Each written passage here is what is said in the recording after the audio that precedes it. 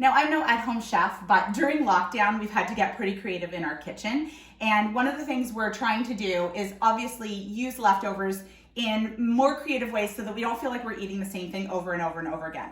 So I have leftover pita or naan breads from pita pizzas. I've got leftover Greek yogurt from making 2-ingredient bagels. We've got leftover lamb that we had last night, and I've got cucumber that's going bad in my fridge that needs to be used. So I decided to make tzatziki sauce, and I thought I'd show you how to do it because it's so quick, so easy, and it'll last for days.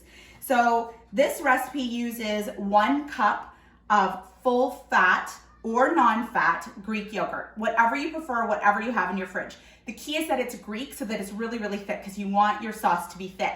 And speaking of a thick sauce, after you grate 1/4 of a cucumber, you want to make sure that you drain all of the water out. So what I do is take a paper towel, grate your cucumber right onto the paper towel, wrap it up and squeeze it over the sink.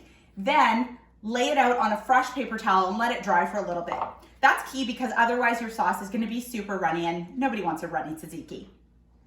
Then take 2 large cloves of garlic or 3 small ones and mince it all up so that that's ready to go.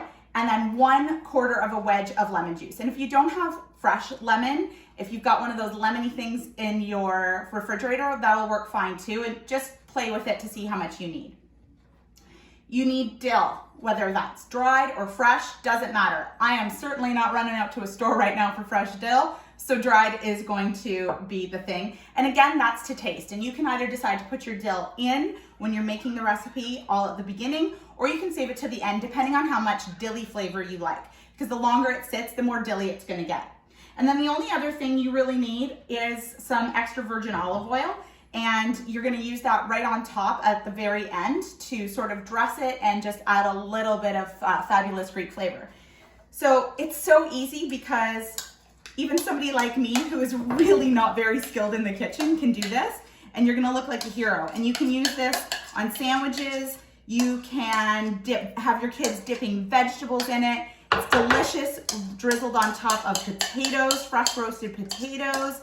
And it's so healthy. Tons of protein, lots of nutrients from the vegetables. You know, the Greeks kind of have this whole thing figured out. They are some of the healthiest folks in the world. Well, maybe not right now. And then after you get everything into your bowl, I'm gonna leave my dill out because I want to put that on at the very end of the day because we're going to be using this at the end of our day today. If we were going to be using it right away, I'd put it in right away. Mix it all up. And then you're going to just pop it in the fridge until you're ready to use it. It should last about as long as your yogurt would have lasted on its own. So maybe 4 or 5 days a week most. But I challenge you not to get through it in that amount of time. There you have it. Quick, easy, nutritious.